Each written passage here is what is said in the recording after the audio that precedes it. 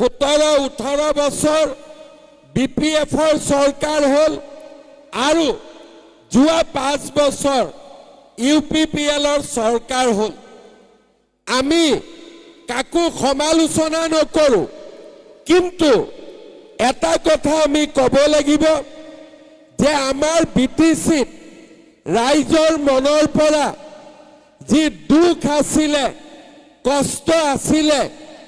আজিও এতিয়াও শেষ হোৱা নাই আমাৰ BTCত বহুত মানুহে মাটিৰ অধিকাৰ পোৱা নাই বহুত মানুহে অৰুণোদয় পোৱা নাই বহুতো মানুহে প্ৰধানমন্ত্ৰীৰ ঘৰ পোৱা নাই বহুত হস্পিটালত ডক্টৰ নাই বহুত জায়গাত ৰাস্তা নাই বহুত নদীৰ ওপৰত দলং নাই আজি ৰাইজে মই যেতিয়া BTCলৈ আহো ৰাইজে মোক মেমোৰেণ্ডাম দিয়ে স্মাৰক পত্ৰ দিয়ে ৰাইজে আমাক কয় যে স্যাৰ মামা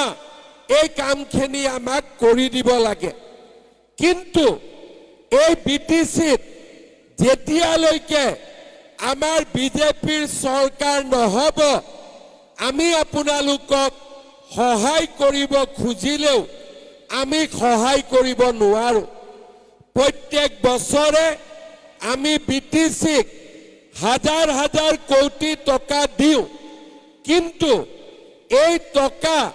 কেনেকৈ ব্যৱহাৰ কৰিব লাগিব তাক আমি নকওঁ কাৰণ BTCত কেনেকৈ টকা ব্যৱহাৰ কৰিব লাগিব বা কেনেকৈ ব্যৱহাৰ কৰিব নালাগিব তাক আমি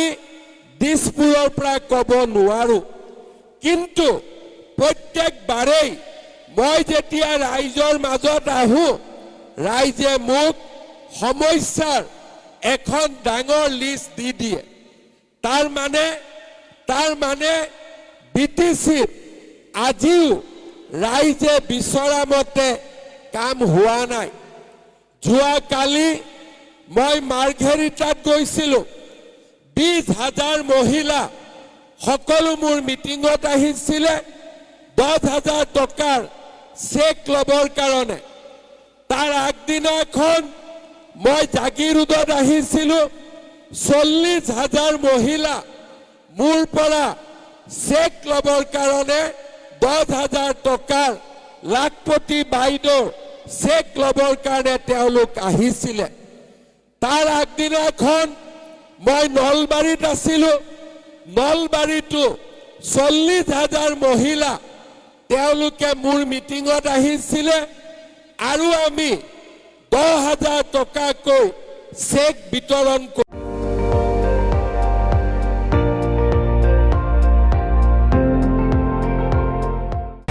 আপুনি চাই আছে ND24 সৰ্বশ্ৰেষ্ঠ নহয় সৰ্বোত্তমৰ দৌৰ